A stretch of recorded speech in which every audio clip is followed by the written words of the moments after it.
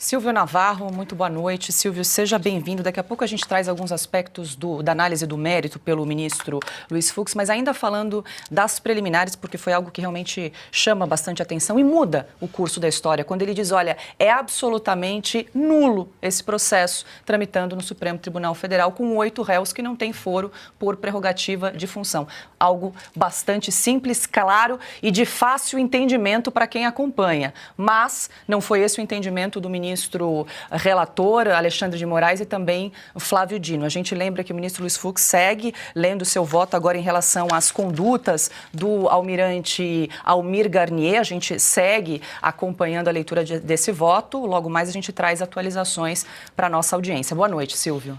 Olá, boa noite, Pioto, Ana, Augusto, meu irmão, boa noite vocês que nos acompanham. O voto do ministro Luiz Fux, sobretudo, é um alento ao direito, é um alento para o direito, é um alento para o judiciário brasileiro, para a história, é um alento para toda a praça dos três poderes, para a Constituição, para o devido processo legal, para o ordenamento jurídico, porque ali está, neste momento, porque ele continua lendo, um juiz de verdade, talvez o único que tenha na corte, mas um juiz que, antes de mais nada, antes de redigir o seu voto, ele olhou para o espelho. Ele olhou para o espelho retrovisor, inclusive. Ele lembrou, desde quando ele chegou ao Supremo Tribunal Federal, na cadeira que era de Eros Grau, em 2011, e antes disso, passara 10 anos no Superior Tribunal de Justiça, lembrou da formação dele, da formação de juiz, de magistrado, e não de político. O voto dele, sobretudo, também é de uma superioridade intelectual em relação ao que já vimos de Alexandre de Moraes, que despejou bile, raiva e vingança, inclusive demonstrou isso com as suas feições, e também do deboche do voto de Flávio Dino, que conseguiu brincar com o Mickey, brincar com o cartão de crédito.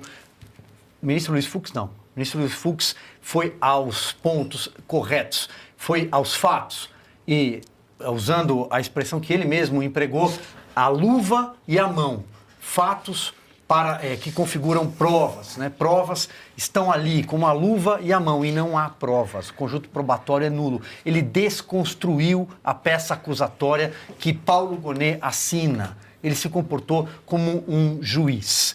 Paulo, só citar 2 pontos aqui de forma muito breve. Ele várias vezes fez menção ao então decano na época do julgamento do Mensalão, Ação Penal 470, lá em agosto de 2012, Celso de Mello. Várias vezes ele citou Celso de Mello e disse que conversa diuturnamente com Celso de Mello. Sabemos a influência de Celso de Mello nos ministros que julgaram o Mensalão. 4 deles, 2 nesta turma, Fux e Carmen Lúcia, participam desta Ação Penal 2668. Portanto, esses ministros talvez tenham a memória do que foi a Ação Penal 470. Inclusive, no decorrer, foram 53 sessões, 138 dias.